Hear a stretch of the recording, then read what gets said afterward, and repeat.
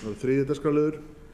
Oddeyrargata 36, umsókn um deiliskipulagsbreytingar. Ingibjörg Ólöf Ísaksen bæjarfulltrúi tekur til máls.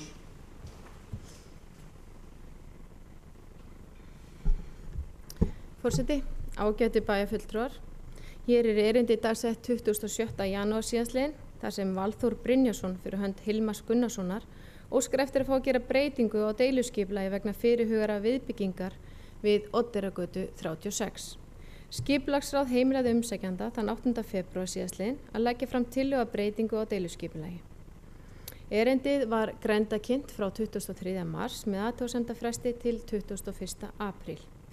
Ein athugasemd barst frá Aðalheiði Steingrímsdóttur og Þresti Ásmundssyni, þar sem lagst er gegn fyrirhuguðum breytingum vegna viðbyggingar við Oddeyrargötu 36. Talið er að gengið sé gegn gildandi ákvæðum deiluskipulags samræmi viðbyggingar við útlit hússins og aðliggjandi byggð og gegn því samræmi sem byggingarlistastefna Akureyrar felur í sér. Breytingarnar raska mjög því samræmi sem er á fjarlægð milli húsa og þeirri línu og heildarmynd sem er á svæðinu og hvað það varðar. Ekki koma fram upplýsingar tilgang fyrirhugara breytinga og lagst er gegn breytingum ef tilgangurinn er að koma íbúum fyrir ferðamenn. Svar við athugasemd. Ekki er mögulegt að meta samræmi viðbyggingarinnar við útlit hússins og byggingarlistastefnu fyrir en í hönnun. Skipulagsráð áréttar því fyrri bókun sína frá 15. mars síðastliðnum.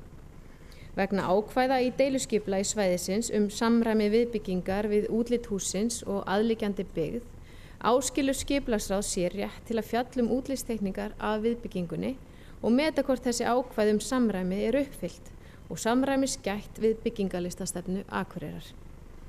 Fjarlægð frá viðbyggingu að lóðamörkum Oddeyrargötu 34 og 36 verður að lágmarki 2,4 metrar. Fjarlægð frá lóðamörkum að Oddeyrargötu 34 er 6,1 metr. Heildarfjarlægð milli húsa verður því að lágmarki 8,5 metrar. Á skipulagsuppdrætti kemur fram að fyrirhuguð viðbygging mun hýsa anddyri fyrir kjallara. Verönd verður þar ofan á og nýr inngangur á fyrstu hæð. Heimilt er að hafa eina íbúð í húsinu.